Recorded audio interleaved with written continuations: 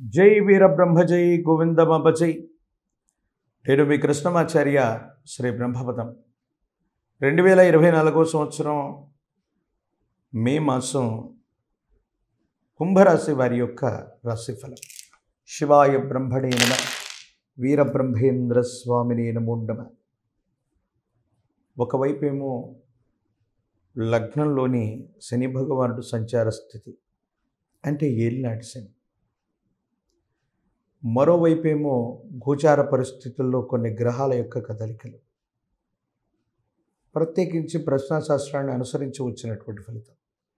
వీటన్నిటిని చూస్తే కొన్ని మిశ్రమమైనటువంటి ఫలదాయకమైనటువంటి పరిస్థితులు ఒకవైపు, జీవితంలో మీ వ్యక్తిగతమైనటువంటి జీవితానికి సంబంధించి ఎన్నో త్యాగాలను చేసి కుటుంబం కోసం, ఇతరుల కోసం మీరు చేసినటువంటి ప్రయత్నాలు కొన్ని సందర్భాల్లో మీకు వేదనను కలిగిస్తాయి.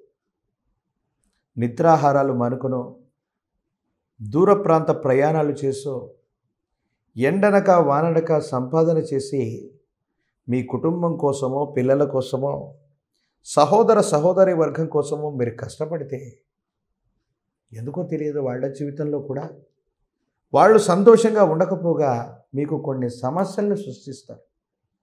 దీనివల్ల మనసుకు బాధ కలిగి ఏం చేయాలో అర్థం కాక, ఏమవుతుందో తెలియక సంఘర్షణతో కూడిన జీవన విధానంలోకి మీరు వెళ్ళిపోతూ ఉంటారు. దీనివల్ల మనసుకు బాధ కలుగుతోంది.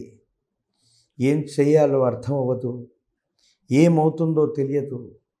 సంఘర్షణతో కూడిన జీవన విధానంలో జీవితం ఉండేటువంటి అవకాశం ఉంది.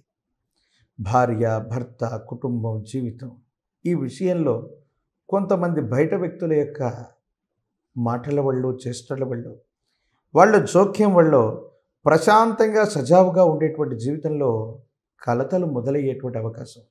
ప్రత్యేకించి మీ ఉద్యోగంలో అవ్వచ్చు, మీ వృత్తిలో అవ్వచ్చు, లేదా మీరుంటున్నటువంటి స్థానంలో అవ్వచ్చు, గృహ సంబంధమైన విషయాల్లో అవ్వచ్చు, మార్పు ఖచ్చితంగా అనివార్యమయ్యే అవకాశం.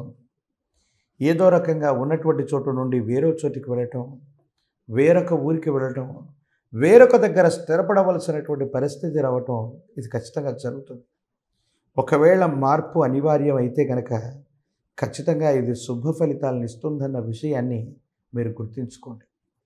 తీవ్రమైన నరదిష్టి వెళ్ళవచ్చు, వాస్తుపరమైనటువంటి అంశాలు ఉండటం వల్ల అవ్వచ్చు, కొన్ని ఇబ్బందులు, సమస్యలు మన దైనందిన జీవితంలో ఎక్కువ అవుతుంటాయి.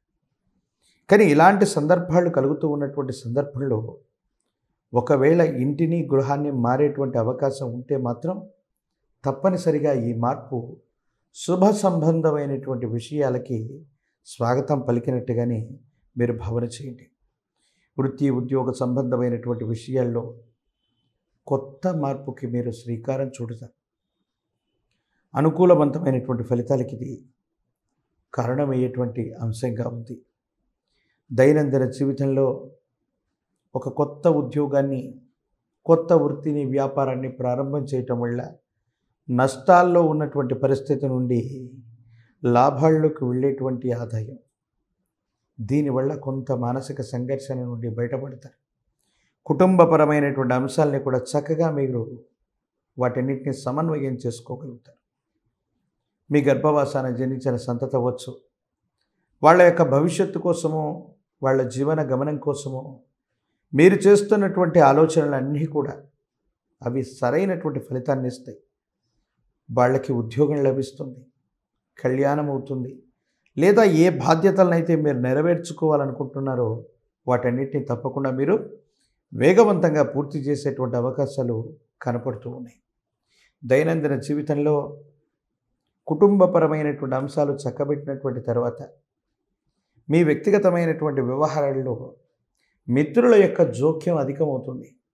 కొన్ని విషయాల్లో మీ ప్రమేయం లేకపోయినా, మీరు మాట్లాడకపోయినా వాళ్ళ నిర్ణయాన్ని మీ నిర్ణయంగా రుద్ది కొన్ని విషయాల్లో మిమ్మల్ని ఇబ్బంది పెట్టే ప్రయత్నం చేస్తారు.